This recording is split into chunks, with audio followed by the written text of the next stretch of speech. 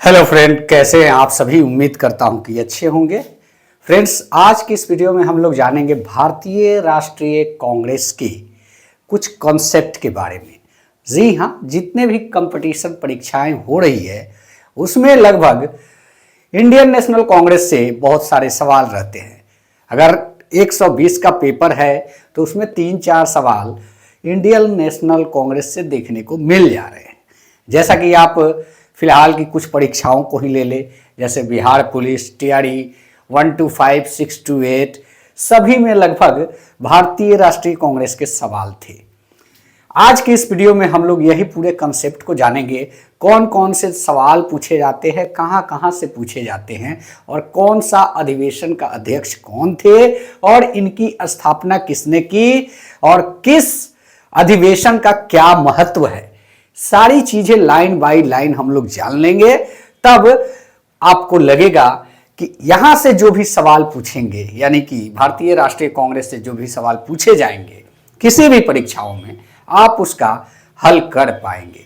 तो चलिए एक प्रयास किया जाए एक अच्छे कंसेप्ट की ओर, जो आप लोग को भी अच्छा लगेगा। वीडियो को पूरा देखिएगा, शांतिपूर्वक देखिएगा, कुछ नोट डाउन कॉपी में भी कर लीजिएगा, क्योंकि इंपॉर्टेंट चीज जो है परीक्षा से संबंधित बीच बीच में हम आपको बताने वाले हैं।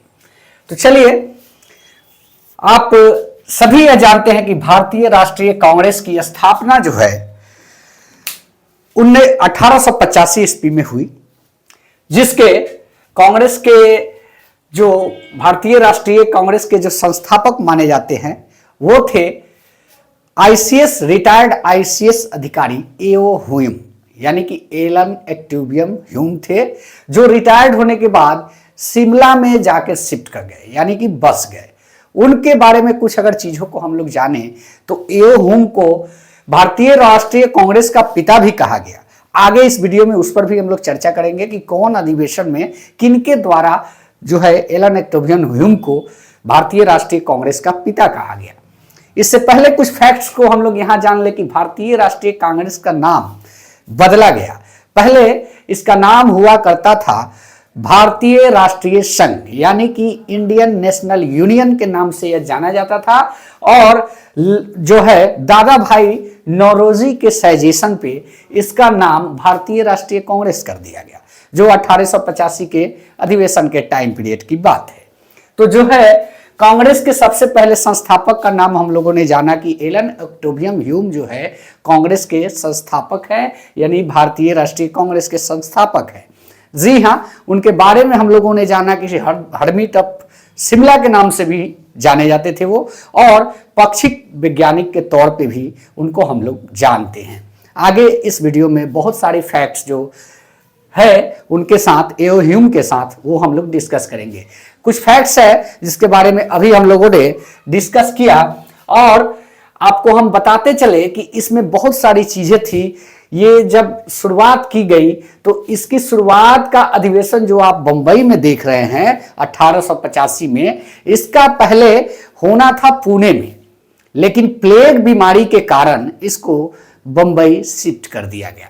तो अगर प्रश्न ऐसा भी पूछे कि 1885 के पहले अधिवेशन जो कि भारतीय राष्ट्रीय कांग्रेस का अधिवेशन था, वो पहले कहां होना तय किया गया था, तो उसमें दे सकता है कहीं भी 2-4 ऑप्शन, लेकिन जान लीजिए कि पहला ऑप्शन का जो स्थान तय था वो पुणे था। प्लेग बीमारी फैलने के कारण पुणे में इसको महाराष्ट्र शिफ्ट, बम्बे शिफ्ट किया गया। तो अब हम लोग इसमें जानेंगे कुछ चीज है कि यहां पे आप जो देख रहे हैं कि बंबई में 1885 में व्योमेश चंद्र बनर्जी के नेतृत्व में कांग्रेस का अधिवेशन गोकुल दास तेजपाल संस्कृत कॉलेज में हुआ, जिसमें 72 प्रतिनिधियों ने भाग लिया था। जी हां, एक छोटा हुजूम, इसका नाम तो बड़ा है, इंडियन नेशनल कांग्रेस, इसी को लेकर इसका मजाक भी उड़ाया था। किसने? उस टाइम पीरियड के जो वायसराय हुआ करते थे लॉर्ड डफरिन, उनके तरफ से यह मजाक उड़ाया गया था कि कांग्रेस जो है अल्पसंख्यकों का और जो है समूह को प्रतिनिधित्व करती है। तो उन्होंने यह मजाक उड़ाया था, लेकिन आगे चल के कांग्रेस कितनी बड़ी पार्टी हो जाएगी कि सोचना भी उसके लिए मुश्किल था। तो यही बात थी। मजाक किसने उड़ाया था अगर पूछे कि जो है उसका शब्द कुछ ऐसा था कि कांग्रेस जो है अल्पसंख्यकों का प्रतिनिधित्व करती है। किसने कहा? लॉर्ड डफरिन ने कहा। उस समय के 1885 के वायसराय कौन थे? तो लॉर्ड डफरिन हुआ करते थे। आगे बहुत सारी चीजें इसमें ऐड होगी, क्योंकि बहुत सारे लोग जैसे जैसे वायसराय हुए उन्होंने कुछ ना कुछ कहा है। वो सारी चीजें इस वीडियो में हम लोग डिस्कस करेंगे। जी हाँ, यहाँ कुछ चीजों को पहले जान लेते हैं कि भारतीय राष्ट्रीय कांग्रेस के संस्थापक जो है आप लोगों ने जाना एओ ह्यूम, और स्वराज शब्द का प्रयोग पहली बार किसने किया था? देखिए यहाँ पे दो चीजें निकल के आती है। स्वराज शब्द का प्रयोग सबसे पहले किसने किया था? और स्वराज मेरा जन्म सिद्ध अधिकार है, हम इसे लेके रहेंगे, ये किसने कहा था? दो टाइप की बातें हैं, तो आगे इस वीडियो में इस पर भी हम लोग चर्चा करेंगे। लाल बाल पाल में कांग्रेस के अध्यक्ष कौन चुने गए थे? तो इसमें हम लोग को आपको बता देंगे कि लाला लाजपत राय जो थे कांग्रेस के अध्यक्ष चुने गए थे, और ये दो थे, बाल गंगाधर और पाल साहब जो थे, ये कांग्रेस के कभी भी अध्यक्ष नहीं हुए। यहां पे कुछ फैक्ट्स पूछे जाते हैं आप लोगों के साथ परीक्षाओं में। जो पहला फैक्ट होता है कि प्रथम मुस्लिम अध्यक्ष कौन है? तो बदरुद्दीन तैयब जी जो तीसरे अधिवेशन के अध्यक्ष थे वही मुस्लिम अध्यक्ष हुआ करते थे। प्रथम महिला अध्यक्ष कौन थी? तो प्रथम महिला अध्यक्ष जो थी एनी बेसेंट थी। और प्रथम यूरोपीय अध्यक्ष कौन थे? जॉर्ज यूल यूरोपीय अध्यक्ष थे। प्रथम भारतीय महिला अध्यक्ष कौन थी? तो सरोजिनी नायडू का नाम। अब हम लोग डिस्कस करेंगे इस चीज को, जो 1885 बंबई में पहला अधिवेशन हुआ जिसके अध्यक्ष कौन थे? डब्ल्यू.सी. बनर्जी। और पहला जो अधिवेशन का स्थल था वो कौन सा था? गोकुल दास तेजपाल संस्कृत विद्यालय। और दूसरा अधिवेशन 1886 कलकत्ता में हुआ जिसके अध्यक्ष थे दादा भाई नौरोजी। ये पहले पारसी अध्यक्ष हुए, ये भी याद रखिएगा। पहले पारसी अध्यक्ष अगर पूछता है तो दादा भाई नौरोजी जो है पहले पारसी अध्यक्ष है, जो कि 1886 के कलकत्ता अधिवेशन में अध्यक्ष थे। जी हां, 1887 की बात करते हैं तो मद्रास अधिवेशन है जहां पे बदरुद्दीन तैयब जी जो है इसका नेतृत्व किए हैं। और जो है दादा भाई नौरोजी के टाइम पे एक घटना घटित हुई थी, जो नेशनल एसोसिएशन कांग्रेस थी ना, उसका विलय भारतीय राष्ट्रीय कांग्रेस में कर दिया गया था। ये याद रखिएगा, यहाँ पे छूट गया है। तो बात करते हैं 1887 मद्रास अधिवेशन में बदरुद्दीन तैयब जी थे, जो कि पहले तमिल भाषा में इन्होंने भाषण देने का काम किया था। चलिए अब बात करते हैं यहाँ पे कि 1888, देखिए याद करने का एक टेक्निक जान लीजिए। 1888 इलाहाबाद, जॉर्ज यूल पहले जो है ब्रिटिश अध्यक्ष थे जॉर्ज यूल। और ये क्या कहते हैं, इस अधिवेशन का विरोध इलाहाबाद के गवर्नर ऑकलैंड के द्वारा किया गया था। लाला लाजपत राय पहली बार इसी अधिवेशन में जो है हिंदी में भाषण दिए थे, इलाहाबाद के अधिवेशन में। जी हां, अब बात करते हैं, यहां पे आपको देखने को एक चीज मिलेगा कि 85, 86, 87, 88 ये तीन अधिवेशन है जो मतलब पूरे कंटिन्यू है। 85, 86, 87, 88 तीनों कंटिन्यू है, सीरियल वाइज है। तो आप याद रखेंगे यही कि 85 बॉम्बे, कलकत्ता, मद्रास, इलाहाबाद। 1885, 86 और 87, 88 तो यहां पे याद यही करना है, बंबई, कलकत्ता, मद्रास। बस इतना याद कीजिएगा तो आपको याद रहेगा कि कौन सा कहां, ये जगह ज्यादा पूछता है कोई भी परीक्षा में। 85 में कहां हुआ था अधिवेशन? तो बंबई। 86 कहां? कलकत्ता। 87 कहां? मद्रास। 88 कहां? इलाहाबाद। ऐसे पूछता है, तो याद रखिएगा। इसके बाद इसमें एक गैप है, 89 आपको गैप देखने को मिलेगा। फिर 1890 में कलकत्ता का अधिवेशन होता है जहां पे फिरोज शाह मेहता अध्यक्ष होते हैं। और कलकत्ता विश्वविद्यालय में पहला जो महिला स्नातक की छात्रा थी जो कादम्बिनी गांगुली, उन्होंने कांग्रेस अधिवेशन को संबोधित किया था। पहली महिला जो थी कब के अधिवेशन में, 1890 के अधिवेशन में एक स्नातक की छात्रा जो थी उन्होंने कांग्रेस के अधिवेशन को संबोधित किया था, जिनका नाम था कादम्बिनी गांगुली। जी हाँ, 1896 की बात करें तो कलकत्ता रहमतुल्लाह सियानी जो थे पहली बार यहाँ पे अध्यक्ष नियुक्त किए गए थे और यहीं पे उन्होंने गाया था, रहमतुल्लाह सियानी ने ही गाया था वंदे मातरम। आज आप लोग देखेंगे भारत माता की जय और वंदे मातरम कहने के लिए कितने राजनीतिक उथल पुथल होते हैं, लेकिन आप यहाँ देखें कि अध्यक्ष महोदय जो है खुद एक मुस्लिम है, उन्होंने पहली बार वंदे मातरम गान किया था। और बात करते हैं कि 1905 में बनारस के अधिवेशन में गोपाल कृष्ण गोखले जो थे वो अध्यक्ष नियुक्त हुए थे। और यहाँ पे जो है बंगाल का विभाजन का टाइम पीरियड है, ये याद रखिएगा, 1905। तो इसी अधिवेशन में बंगाल विभाजन का जो है विरोध हुआ था और स्वदेशी का मांग हुआ था और जो है विदेशी का बहिष्कार का समर्थन किया गया था। तो चलिए अब नेक्स्ट पॉइंट को देखते हैं, जो आपका है 1906 के अधिवेशन। एक बार फिर कलकत्ता में अधिवेशन होता है और वहां पे जो अध्यक्ष होते हैं दादा भाई नौरोजी होते हैं। इन्होंने दादा भाई नौरोजी ने ही 1906 के अधिवेशन में स्वराज शब्द का प्रयोग किया था। ये याद रखिएगा, स्वराज जन्म सिद्ध अधिकार है, हम इसे लेके रहेंगे। बाल गंगाधर तिलक 1916, लेकिन 1906 में दादा भाई नौरोजी ने कहा था, स्वराज शब्द का पहली बार प्रयोग किया था कांग्रेस के मंच से। 1907 में सूरत अधिवेशन बहुत फेमस अधिवेशन है। 1907 का अधिवेशन रास बिहारी घोष थे, कांग्रेस का यहीं पे विभाजन हुआ था नरम दल और गरम दल के बीच। जी हाँ, 1907 के अधिवेशन में कांग्रेस दो गुट में बट गई थी, जिसमें एक हो गया नरम दल और एक हो गए गरम दल। 1911 कलकत्ता अधिवेशन के जो अध्यक्ष हुआ करते थे बिशन नारायण धर थे और 1911 के अधिवेशन में ही पहली बार जना मना गाना गाया गया था और सरकार की जो नीतियां थी, कठोर नीतियां, उसका बहिष्कार भी 1911 में किया गया था।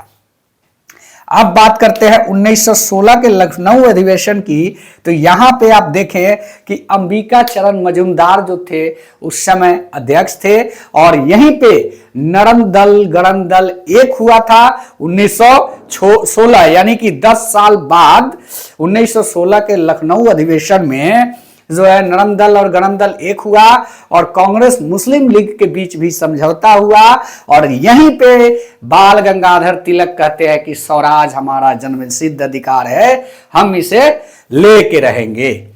तो चलिए अब कुछ और इसमें पॉइंट्स है, क्योंकि 1947 तक यहां तक हमको आना है। अभी हम लोग पहुंचे हैं 1916 तक और कोशिश करेंगे पूरा एक ही वीडियो में आज खत्म हो जाए। वीडियो अच्छा लगता हो तो चैनल को भी सब्सक्राइब करते चलिएगा, ज्यादा से ज्यादा दोस्तों के साथ शेयर करते चलिएगा। तो नेक्स्ट है, कांग्रेस का आंदोलन ना तो लोगों द्वारा प्रेरित था और ना ही उनके द्वारा सोचा हुआ योजनाबद्ध तरीका से था। देखिए, कांग्रेस के टाइम पीरियड पे बहुत लोगों ने बहुत तरह की बातें कह के भी मजाक उड़ाई, कुछ लोगों ने व्यंग भी किए। इसी में एक और कड़ी जुड़ जाता है कि कांग्रेस का ना तो लोगों द्वारा प्रेरित था और ना ही यह उनके द्वारा सोचा या योजनाबद्ध था। यह किसने कहा था? तो सर सैयद अहमद खान ने कहा था इस बात को। और दूसरा एक थे उसी टाइम पीरियड पे थे लॉर्ड कर्जन, जिन्होंने एक मजाक उड़ाया था कि कांग्रेस पतन के लिए लड़खड़ा रही है और जो है मेरी सबसे बड़ी अभिलाषा यही है कि मैं कांग्रेस की शांतिपूर्ण समाप्ति को देखूं। कब? इंग्लैंड वापस जाने से पहले। ऐसा उन्होंने कहा था कि मेरी दिली तमन्ना है कि कांग्रेस की समाप्ति मेरे इंग्लैंड वापस जाने से पहले देखूं। उनकी जो दिली तमन्ना थी, सबसे बड़ी अभिलाषा कह सकते हैं। अब यहां पे 2-3 सवाल और बनेंगे। यहां पे देखिए, आप इसमें देखेंगे कि भारत भर के लगभग सभी जो अखंड भारत थी उस समय के टाइम पीरियड में पाकिस्तान लाहौर और इधर आपका बांग्लादेश, ये सभी थे, सभी जगहों पे अधिवेशन को किया गया। लेकिन इसमें आपको बिहार कहीं नजर नहीं आ रहा है। एक 1940 रामगढ़ बिहार, जो कि अब झारखंड है, वही नजर आ रहा है। लेकिन बिहार में एक अधिवेशन हुआ है, आपको बताते चले, जिस अधिवेशन में आपको पहले ही हमने बताया कि एओ ह्यूम को भारतीय राष्ट्रीय कांग्रेस का पिता कहा गया। वो 1912 का बांकीपुर पटना का अधिवेशन था, जिसमें एओ ह्यूम को भारतीय राष्ट्रीय कांग्रेस का पिता कहा गया और उसके अध्यक्ष थे आर.एन. मुधोलकर। यह याद रखेंगे। चलिए कुछ फैक्ट्स है, उस पे आते हैं। 1917 कलकत्ता अधिवेशन, जिसकी अध्यक्ष थी एनी बेसेंट। यह इसलिए खास है कि पहली महिला अध्यक्ष थी 1917 कलकत्ता के अधिवेशन में, और यहीं पे तिरंगे झंडे को भी अपनाया गया था। तो 1917 में क्या कुछ हुई, उसको आप लोग याद रखिएगा। पूछ सकता है कि पहली महिला अध्यक्ष कौन है, भारतीय राष्ट्रीय कांग्रेस की पहली महिला अध्यक्ष कौन है, तो एनी बेसेंट, याद रखिएगा। और भारतीय पूछेगा तो सरोजिनी नायडू हो जाएंगे। 1920 नागपुर का अधिवेशन, जिसके अध्यक्ष थे सी विजय राघवाचारी। जी हां, असहयोग के कार्यक्रम का अनुमोदन यहीं पे किया गया। 1920 के अधिवेशन में असहयोग आंदोलन के कार्यक्रम का अनुमोदन किया गया। 1924 का अधिवेशन ये सभी लोग जानते हैं। यह इसलिए खास है कि एकमात्र ऐसा अधिवेशन था जिसमें महात्मा गांधी ने अध्यक्षता की थी। जी हां, एक और यहां सवाल बनता है, इसमें नहीं लिखा हुआ है। कभी कभी पूछता है कि महात्मा गांधी पहली बार भारतीय राष्ट्रीय कांग्रेस के अधिवेशन में कब भाग लिए थे, तो सभी लोग ये मिस करते हैं। 1924 सब लोग का जाता है। 1901 ईस्वी जब वो दक्षिण अफ्रीका से भारत आए हुए थे तो भाग लिए थे। 1901 में पहली बार वही कांग्रेस के अधिवेशन में भाग लिए थे। और जब अध्यक्ष की बात आती है तो पहली बार अध्यक्षता बेलगांव महात्मा गांधी ने किया था। वो एकमात्र अध्यक्षता थी जो महात्मा गांधी के नेतृत्व में हुई थी। दो बातें हैं, याद रखिएगा।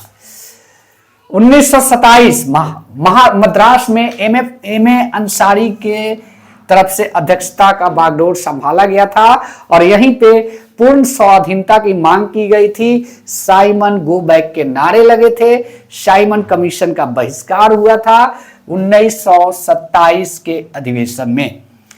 1929 के अधिवेशन के बारे में जैसा कि आप सभी जानते हैं, लाहौर में यह अधिवेशन हुआ था और जवाहरलाल नेहरू जी के नेतृत्व में ये अधिवेशन की अध्यक्षता जवाहरलाल नेहरू जी की तरफ से की गई थी और जो है यहीं पे पूर्ण स्वराज की मांग की गई थी और 26 जनवरी को स्वतंत्रता दिवस मनाने का निर्णय यहीं पे लिया गया था। 1931 की बात करें तो कराची का अधिवेशन था जिसकी अध्यक्षता सरदार वल्लभ भाई पटेल के द्वारा की गई थी और मूल अधिकार का प्रस्ताव यहीं पारित हुआ था। गांधी इरविन समझौता का अनुमोदन भी यहीं पे हुआ था। अब बात करते हैं 1936 का, तो ये लखनऊ का अधिवेशन है और जवाहरलाल नेहरू के नेतृत्व में इसकी अध्यक्षता की गई थी। समाजवाद को भारत की जो है समस्या हल करने की कुंजी नेहरू जी की तरफ से कहा गया था कि भारत की समस्याओं को समाजवाद के द्वारा ही हल किया जा सकता है और समाजवाद ही भारत की समस्याओं की कुंजी है। तो ये 1936 और 1937 ये दो ऐसे अधिवेशन है लखनऊ और फैजपुर का, जिसका अध्यक्षता जवाहरलाल नेहरू जी की तरफ से किया गया था 1937 में फैजपुर में और एक बार फिर जवाहरलाल नेहरू जी अध्यक्ष थे। यह पहला ऐसा अधिवेशन था फैजपुर का कि एक गांव में यह अधिवेशन हुआ था। यह सवाल पूछ सकता है कि भारतीय राष्ट्रीय कांग्रेस का कौन सा अधिवेशन गांव में हुआ था, तो फैजपुर 1937 जो जवाहरलाल नेहरू जी के नेतृत्व में हुआ था। 1938 हरिपुरा, ये सभी जानते हैं। हरिपुरा इसलिए खास है क्योंकि सुभाष चंद्र बोस ने जो है इसकी अध्यक्षता की थी और नियोजन समिति की गठन की गई थी जवाहरलाल नेहरू जी के तरफ से। और हिंदी भाषा के लिए रोमन लिपि का जो है, हिंदी भाषा के लिए रोमन लिपि लागू करने की वकालत जो की गई थी सुभाष चंद्र बोस जी की तरफ से, इसी अधिवेशन में की गई थी। 1940 रामगढ़ का अधिवेशन, और इसमें अब्दुल कलाम आजाद जो है अध्यक्ष थे। और 40 के बाद एक ही बार जो है 46 तक अध्यक्ष, 45 तक अध्यक्ष यही रहे, क्योंकि 40 के बाद जो है कांग्रेस का अधिवेशन ना के बराबर हुआ था, इसलिए ये 46 तक बने रहे और अध्यक्ष जो है 6 साल लगातार यही रहे। 1946 में मेरठ का जो अधिवेशन था उसका अध्यक्ष था जेबी कृपलानी थे, और स्वतंत्रता प्राप्ति तक जेबी कृपलानी ही भारतीय राष्ट्रीय कांग्रेस के अध्यक्ष रहे। तो दोस्तों यहां पे देखने वाली बात यह है कि ये 1940 रामगढ़ उस समय बिहार में होता था, अब झारखंड में है। तो उस समय के टाइम पीरियड में बिहार में दो कांग्रेस के अधिवेशन हुए, एक बांकीपुर और एक रामगढ़। लेकिन वर्तमान बिहार की दृष्टि से देखा जाए तो बांकीपुर पटना का अधिवेशन जो RN मुधोलकर के नेतृत्व में हुई थी, वही एकमात्र बिहार के कांग्रेस का अधिवेशन है। तो उम्मीद करता हूं कि यह वीडियो आप लोग को अच्छा लगा होगा। अगर अच्छा लगा है चैनल को सब्सक्राइब करें। धन्यवाद। जय हिंद, वंदे मातरम।